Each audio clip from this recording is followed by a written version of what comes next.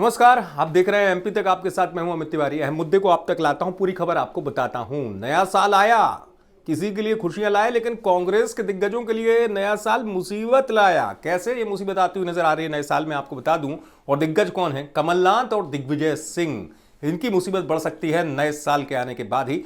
कैसे, आपको बता दूं। हवाला मामला आपको याद है, मध्य प्रदेश में इन दिनों सियासत में कैश कांड बड़ा चर्चित है। लोकसभा चुनाव के वक्त 2019-20 में आपको पता होगा कि छापे मारे गए थे कमलनाथ के नजदीकों के यहाँ, और उसके बाद ये सियासत की गूंज जो है इस 2020 के जाते जाते कैश कांड के तौर पर तेज हो गई थी, जब सीबीडीटी केंद्रीय प्रत्यक्ष कर बोर्ड ने चुनाव आयोग को अपनी रिपोर्ट दी थी। अब हुआ ये है इस केस में, जल्दी से आपको बता दूं कि मध्य प्रदेश सरकार की आर्थिक अपराध शाखा जो है ईओडब्ल्यू, उसने मामला दर्ज कर लिया। सरकार ने मामला दे दिया है ईओडब्ल्यू को। हालांकि प्राथमिक रिपोर्ट दर्ज की गई है। जांच जब ईओडब्ल्यू करेगा तो एफआईआर भी हो जाएगी इस मामले में। और कहा जा रहा है कि कमलनाथ और दिग्विजय सिंह से जुड़े कई चेहरे हैं जिनके नाम हैं इस रिपोर्ट में। हालांकि बात यह भी है कि सिंधिया के समर्थक भी हैं कई, जो पूर्व मंत्री भी हैं और वर्तमान सरकार में भी अच्छे पद पर हैं, विधायक भी हैं। कैसे, जल्दी से आपको बता दूं। आप 4 जनवरी को आपको पता होगा चुनाव आयोग ने पहले इस मामले में सरकार से सख्ती करते हुए मध्य प्रदेश के मुख्य सचिव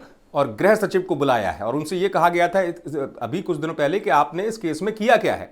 इस पूरे हवाला वाले मामले में जो रिपोर्ट पहले गई है सीबीडीटी की, आपने एक्शन क्या लिया? 4 जनवरी को जवाब देना है मध्य प्रदेश के मुख्य सचिव को। तो अब कहा गया कि ईओडब्ल्यू में मामला चला गया है। ईओडब्ल्यू में मामला जाने के बाद 4 जनवरी को जब ये चुनाव आयोग के सामने उपस्थित होंगे, उससे पहले रिपोर्ट देनी पड़ेगी। साथ ही साथ चुनाव आयोग ये रिपोर्ट गृह मंत्रालय को भी भेज चुका है। आपको ये भी बता दें यहां पर कि गृह मंत्रालय भी 4 जनवरी के चुनाव आयोग की इस मीटिंग के बाद दिशा निर्देश जारी कर सकता है। अब हुआ ये इस पूरे मामले में कि जो सूची है इस तरीके से हवाला मामले से जुड़े हुए लोगों में, उनमें कई ऐसे हैं जो कमलनाथ दिग्विजय सिंह के बेहद करीबी हैं। तो इस तरीके से कमलनाथ और दिग्विजय सिंह के सामने तो मुसीबत बनेगा, लेकिन बीजेपी के सामने भी अब चुनौती यह है कि जो रिपोर्ट भेजी गई थी चुनाव आयोग की तरफ से, उसमें कई ऐसे नेता हैं जो वर्तमान में विधायक हैं, कुछ मंत्री हैं, और वो हैं ज्योतिरादित्य सिंधिया के समर्थक। अब देखने वाली बात यह होगी इस पूरे मामले को लेकर कि चुनाव आयोग के सामने तो गृह सचिव को जवाब देना है। ईओडब्ल्यू में मामला आर्थिक अपराध शाखा में चला गया।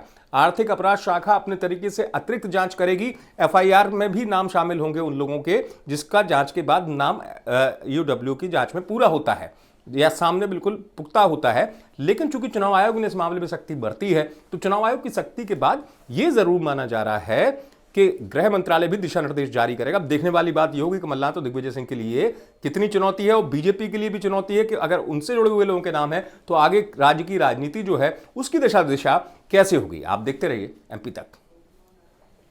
रुक जाना एक सेकंड।